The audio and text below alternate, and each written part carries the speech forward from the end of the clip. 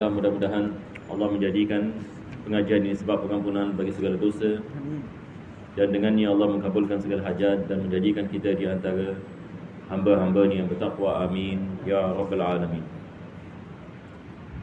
Maka di dalam kitab ini kita telah sampai kepada bahagian tentang sifat-sifat kenabian, yang mana penulis setelah membicarakan tentang mukjizat,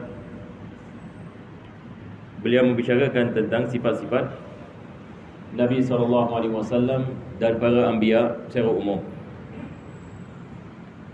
Maka beliau mengatakan wa annahu alaihi salatu wassalam sadiqun fi jami'i ma akhbara bihi 'anillahi ta'ala min as-sirati wal mizani wal hawdi wa ghairi dhalika min umuril akhirati wal barzakhi wa min su'alil malakaini wa 'adzabil qabri wa na'imihi. Dan bahwasanya Nabi SAW sadiqun fi jami'i ma akhbar. Yang penulis mengatakan bahwasanya Nabi SAW sentiasa berlaku benar, sadiq. Ini adalah daripada sifat kenabian. Sifat-sifat Nabi yang wajib ada empat. Ada empat sifat. Seperti mana kita biasa kita belajar. Pertama sekali kita ada sifat yang dikenali sebagai as-sidq. Semua Nabi-Nabi dan Rasul bersifat sidq. Maksudnya sentiasa berlaku benar. Mustahil mereka menipu. Mustahil yang Nabi dan Rasul menipu. Dan Nabi SAW dikenali sebagai as-sadiqul amin sebelum kenabian. Sebab beliau tidak pernah menipu. Jadi orang yang ini melihat ini kepada Nabi SAW hatta sebelum kenabian, melihat ini kelebihannya. Dia tidak pernah menipu. Ini adalah perkara yang mustahil bagi mereka untuk menipu. Kalau sekiranya Nabi boleh menipu, bahaya. Maksudnya dia pun boleh menipu apa yang dia mengatakan ini daripada Allah, tapi ia bukan daripada Allah. Maka Allah Subhanahu Wa Taala menjadikan para anbiya dalam keadaan yang mereka mustahil menipu. Maka mempunyai sifat as-sidq ini adalah wajib bagi mereka. Kita mengatakan ini adalah sifat yang wajib. Yang wajib ini di sini maksudnya sentiasa. Mustahil mereka tidak bersifat sedemikian. Fi jami'i ma akhbara bihi 'anillahi ta'ala min as-sirati wal mizan. Maka kita sebagai orang Islam wajib kita beriman segala perkara yang disampaikan oleh para anbiya. Semua yang disampaikan oleh Nabi SAW wajib kita beriman dengannya. Sebab beliau tidak boleh menipu. Daripada Allah. Wahyu daripada Allah. Wa ma yantiqu 'anil hawa. Allah mengatakan Nabi tidak membicarakan atas hawa nafsunya. In huwa illa wahyun yuha. Segala-galanya wahyu daripada Allah. Nabi memberitahukan kepada kita nanti kita akan dipersoalkan dalam kubur. Kita beriman. Walaupun kita tidak melihat ini malaikat menyoal kubur, dalam kubur. Tapi Nabi SAW mengatakan apabila anak Adam dimasukkan ke dalam kubur, datang dua malaikat. Kita beriman kepadanya. Dan ada soal kubur. Semua orang yang ditanam ini akan disoal. Maka kita beriman kepadanya walaupun kita tidak dengar. Lepas itu Nabi SAW memberitahukan kepada kita bahawasanya manusia akan dibangkitkan di padang mahsyar dan akan berlaku kiamat. Dan alam ini semua akan dimusnahkan. Dan Allah Subhanahu Wa Taala akan membangkitkan semua manusia daripada Adam AS hingga bayi yang terakhir di padang mahsyar. Kita beriman kepadanya walaupun kita tidak melihatnya, sebab ini adalah perkara yang wajib kita beriman. Kita beriman bahawasanya apa yang disifatkan oleh Nabi SAW semua adalah benar. Semua datangnya daripada Allah sebagai wahyu. Nabi SAW memberitahukan kepada kita pada hari kiamat nanti amalan kita akan ditimbangkan. Ada mizan. Wajib kita beriman. Nabi SAW memberitahukan manusia akan melalui titian sirat, yang mana tajamnya seperti pedang dan halusnya lebih halus daripada rambut, di bawah neraka Jahannam. Kita beriman kepada dia. Nabi SAW memberitahukan kepada kita bahawasanya sebahagian daripada umatnya akan minum daripada air haud, telaga haud. Maka kita beriman kepadanya. Nabi SAW memberitahukan kepada kita, kita akan diberikan kitab. Segala amalan kita semua akan ditulis oleh para malaikat, raqib wa atid. Seperti mana Allah mengatakan, ma yalfadhu min qawlin illa ladaihi raqibun atid. Tidak ada perkara yang dilakukan oleh manusia melainkan ada dua malaikat yang mencatat. Semua yang kita melakukan, semua yang dicatat oleh para malaikat di sebelah kanan dan sebelah kiri. Ma yalfadhu min qawl, Allah mengatakan tak ada satu kalimah yang keluar daripada mulut insan melainkan malaikat yang ditulis. Kita tidak boleh lagi. Tapi kita lihat kanan kiri tidak ada orang. Sebab kita dihijab, kita tidak lihat perkara ini. Kalau kita lihat malaikat terus pingsan kita. Kalau kita dapat lihat malaikat, kekuatan diri manusia ini tak boleh tahan. Sebab malaikat yang ini hebat yang ciptaan ni. Allah menciptakan mereka daripada cahaya. Ada hikmahnya kenapa Allah tidak memperlihatkan kita kepada mereka. Begitu juga kalau kita lihat jin, masalahnya. Kalau kita dapat lihat jin, ini juga memerlukan ini kekuatan batin. Sebab kebiasaannya manusia tidak boleh tahan melihat ini jin dan syaitan. Kita lihat sebagian manusia lihat ini jin, apa yang dikenali sebagai pontianak, kita lihat, wah, semua orang ini dalam keadaan membicarakan tentangnya, dan TV-TV membicarakan tentangnya. Sebab kadang-kadang ada orang terlihat yang ini jin. Dia pergi yang ini masuk yang ini ke dalam hutan, tiba-tiba terlihat sesuatu. Maka ini menjadi yang ini satu perkara yang sangat besar. Itu baru satu. Tapi jin yang ini bilangan mereka banyak sekali. Kalau Allah memperlihatkan kita kepada mereka, masalah kita nak pergi tempat pun kita takut. Ini adalah daripada rahmat ini Allah Subhanahu Wa Taala. Tapi kita beriman ada jin. Dalam Al-Quran Allah Subhanahu Wa Taala menceritakan kita tentang beberapa jin. Kita ada surah Al-Jin. Wajib kita beriman ada makhluk yang dinamakan sebagai jin, dan mereka diciptakan oleh Allah daripada api. Dan juga ada iblis, sebab Allah menceritakan kita tentang kisah iblis. Dia tidak mau sujud kepada Nabi Adam AS. Kita beriman tentang kewujudannya sebab Al-Quran membicarakan. Nabi SAW menceritakan kita tentang neraka. Neraka ini ada 7 tingkat dalam sebuah riwayat. Ada berapa tingkat? 7 tingkat. Yang paling bawah sekali adalah Hawiyah. Dan ini yang mana Allah mengatakan berkenaan dengan golongan munafik, innal munafiqina fid darkil asfali minan nar. Orang munafik ini akan dibakar pada neraka yang paling bawah sekali. Maka neraka ini ada bertingkat-tingkat. Dia bukan yang ni semua orang yang masuk ke satu pintu, bukan. Tetapi dia bertingkat-tingkat. Ada neraka lebih panas daripada neraka yang lain. Neraka bagi orang munafik tidak sama dengan orang kafir, tak sama. Sebab munafik ini lebih dahsyat, azabnya lebih pedih. Orang yang masuk neraka yang melakukan banyak kezaliman, azabnya tak sama dengan orang yang masuk neraka yang disebabkan yakni dengan sesuatu benda yang lain. Maka Allah Subhanahu Wa Taala mengazab manusia yang ini lihat ini kepada keimanan mereka dan kekufuran mereka, kekufuran mereka dan kefasikan mereka dan kezaliman mereka. Ini semua diberitahukan oleh Nabi SAW. Begitu juga dengan syurga. Nabi SAW memberitahukan kepada kita, apabila kamu berdoa kepada Allah, mintalah Firdaus. Apabila kamu berdoa kepada Allah syurga, mintalah daripada Allah Subhanahu Wa Taala syurga yang namanya Firdaus. Masya Allah. Kita pun tak tahu yang ini syurga ini ada nama. Sebab Nabi SAW memberitahukan kepada kita, baru kita tahu ada nama Firdaus. Apa ini Firdaus? Sebab dia adalah a'lal jinan. Dia adalah syurga yang paling tinggi sekali. Kalau zaman sekarang ini kita mengatakan macam apa? First class.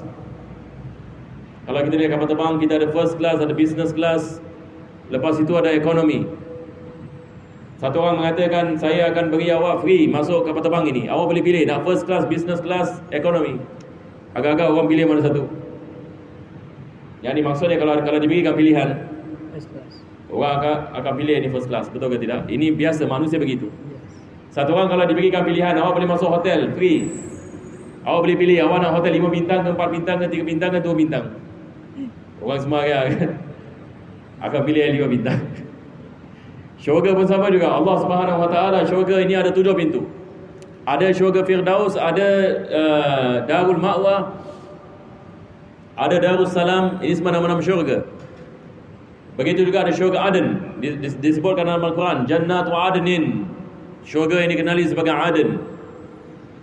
Dan Nabi SAW mengatakan, kalau kamu minta syurga, mintalah yang first class punya, iaitu Firdaus. Sebab dia lain, tak sama. Syurga Allah Subhanahu Wa Taala tak sama. Orang yang masuk first class ini tak sama dengan ekonomi. Tetapi semuanya syurga. Itu sebab ada riwayat mengatakan orang yang masuk syurga pun menyesal. Ada orang dia dah masuk syurga menyesal. Macam mana ini? Patut dia dah masuk syurga dah gembira. Dia mengatakan, saya lihat kawan-kawan saya lihat jiran saya, semua yang ni atas, ini first class. Saya ni kat bawah ni. Mereka hanya beramal dengan beberapa amal yang saya tidak mengetahui. Kalau saya mengetahui, saya akan mengamalkan apa yang mereka mengamalkan. Tapi sayang, dah tak boleh balik kat dunia lagi, apa nak buat. Apabila seorang itu masuk syurga, dia masuk syurga selama-lamanya. Dia masuk syurga selama-lamanya. Itu sebab dalam Al-Quran Allah mengatakan, فَلْيَتَنَافَسِ الْمُتَنَافِسُونَ. Hendaklah mereka berlumba-lumba. Hendaklah manusia berlumba-lumba untuk mendapatkan syurga Allah Subhanahu Wa Taala, berlumba-lumba dalam amal. Itu sebab kita lihat orang yang faham, biasanya para ulama dan awliya Allah Subhanahu Wa Taala, mereka faham ini perkara ini.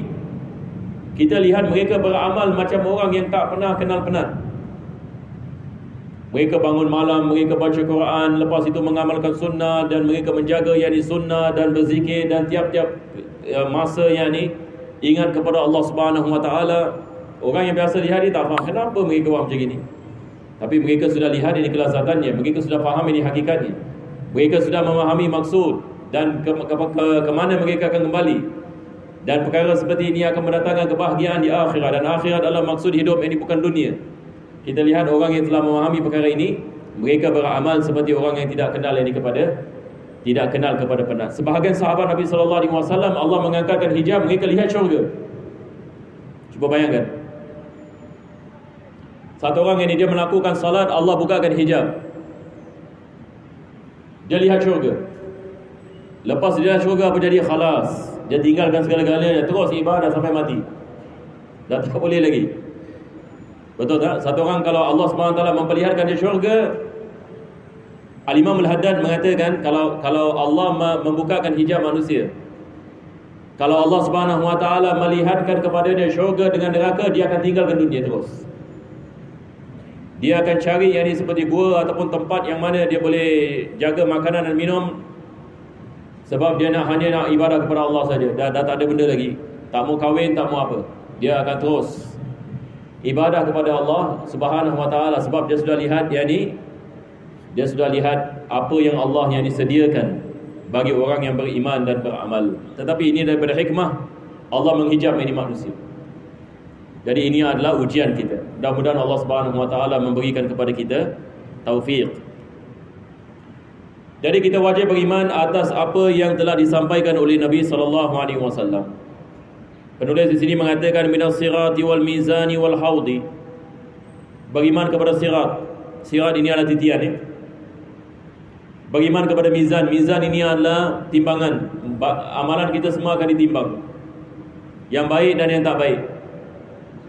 Kalau sekiranya amalan yang baik melebihi amalan yang tidak baik, alhamdulillah, kita pas, diberikan kitab di tangan kanan. Allah mengatakan kita akan diberikan buku catatan kita pada tangan kanan. Kita hari kiamat semua akan dapat report book. Semua orang akan dapat report book. Apa report book ini? Semua amalan kita, daripada kita balik sampai kita meninggal, semua amalan kita semua tertulis.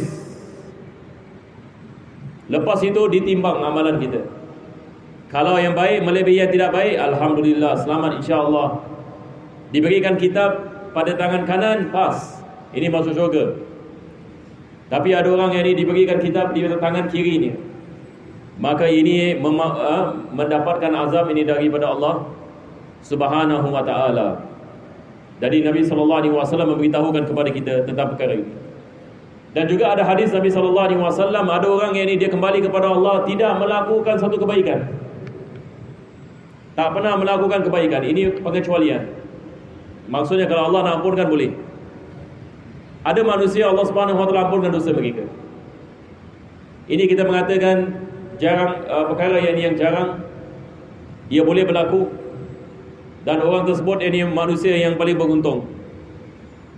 Ada satu hamba Allah ini dia kembali kepada Allah. Ini berdasarkan hadis. Dia kembali kepada Allah Subhanahu Wa Taala. Malaikat lihat orang ini satu kebaikan pun tak pernah buat. Satu kebaikan pun tak ada. Dia mengatakan apa dah jadi ini? Satu kebaikan pun tak ada? Tidak ada. Jadi apabila dia sampai kepada mizan, semua amalan keburukannya semua diletakkan atas dacing. Habis. Dia tidak ada amal kebaikan. Dia mengatakan dalam dirinya, aku dah tak ada harapan lagi. Apa lagi nak cakap? Dah tidak ada harapan. Selepas itu datang seorang yang meletakkan sesuatu atas dacing kebaikannya, dan tiba-tiba dacing kebaikan melebihi dacing keburukan. Selepas ini orang ini diampunkan dosa, dia dimasukkan ke dalam syurga. Dia mengatakan, ajib, siapa ini orang ini? Siapakah ini orang tersebut? Malaikat mengatakan itu adalah Nabi Muhammad SAW. Dia mengatakan, Nabi SAW, yakni kenapa aku pula? Aku tidak ada amal. Dikatakan kepadanya, yang pernah engkau sekali berselawat kepada Nabi SAW. Orang ini pernah satu kali dalam semua hidupnya berselawat kepada Nabi SAW, dan Nabi berdoa kepada Allah agar diberikan syafaat. Allah memberikan syafaat kepada orang ini, dan akhirnya Masya Allah ini dia dimasukkan ke dalam syurga. Ada juga yang ini perkara seperti ini. Yang ini maksudnya kalau Allah nak ampunkan, Allah boleh mengampunkan. Tetapi kita harus berjaga-jaga supaya kita tidak terjebak dalam maksiat, sebab kita tak tahu nasib kita nanti. Jadi kita sentiasa seperti mana ulama kita mengatakan, janganlah kita overconfident pula. Tapi kita sentiasa nak kena ada sifat takut kepada Allah. Takut Allah tidak terima amalan kita. Takut yang ini Allah Subhanahu Wa Taala mengazab kita. Takut yang ini Allah Subhanahu Wa Taala meletakkan kita yang ini dalam keadaan-keadaan yang kita tidak mengini. Jadi kita sentiasa berdoa kepada Allah agar Allah memberikan kepada kita keselamatan di dunia dan keselamatan di akhirat. Selepas itu beliau mengatakan wal haudi. Haud adalah telaga Nabi SAW. Manusia ini yang beriman, apabila mereka nak melalui sirat, mereka akan melalui telaga Nabi SAW. Ini dikenali sebagai al-haud. Dan Nabi SAW akan memberikan minuman kepada umatnya. Tetapi hanya yang mendapatkan minuman ini adalah manusia-manusia yang disayangi oleh Nabi SAW. Itu sebab ulama kita mengatakan, daripada perkara yang sangat penting untuk kita usahakan adalah bagaimana kita nak membina cinta kepada Nabi SAW. Sebab cinta kepada Nabi SAW sangat penting sekali. Ia menjadi sebab insya-Allah kita diselamatkan pada hari kiamat nanti. Sebab Nabi SAW akan mendoakan umatnya, dan Nabi SAW diberikan syafaat oleh Allah Subhanahu Wa Taala untuk menyelamatkan umatnya. Itu sebab yang ini sangat penting sekali kita sentiasa membina cinta kepada Nabi. Cinta kepada Nabi adalah perkara yang sangat penting. Dan Nabi SAW akan memberikan minuman kepada orang yang mencintainya pada hari kiamat. Dan barang siapa yang mendapat minuman daripada Nabi SAW tidak akan merasa haus yang selama-lamanya. Ini adalah al-haud. Dan Nabi SAW akan tunggu umatnya di sana. Di sana, di haud. Sebab sahabat menanyakan, ya Rasulullah, nanti pada hari kiamat mana kami nak cari kamu? Di manakah engkau akan berada ya Rasulullah? Nabi SAW mengatakan, aku tunggu kamu di haud. Jadi aku akan menunggu kamu di mana? Di haud, jadi di telaga. Kalau kamu tidak mendapati aku di sana, aku akan berada di sirat. Sebab Nabi SAW, dia akan mendoakan umatnya apabila umatnya melalui titian sirat. Semua umatnya didoakan, Allahumma sallim sallim. Ya Allah, berikan selamat kepada fulan bin fulan. Ya Allah, berikan selamat ini kepada fulan bin fulan. Ini adalah Nabi kita SAW. Mudah-mudahan Allah menghidupkan hati-hati kita insya-Allah dengan mahabbah, dengan cinta kepada Nabi. Wa ghairi dhalika min umuril akhirati wal barzakhi wa min su'alil malakain. Penulis mengatakan begitu juga dengan alam barzakh. Alam barzakh adalah alam selepas kematian. Sebab pada hakikatnya manusia tak mati. Kita hanya berpindah.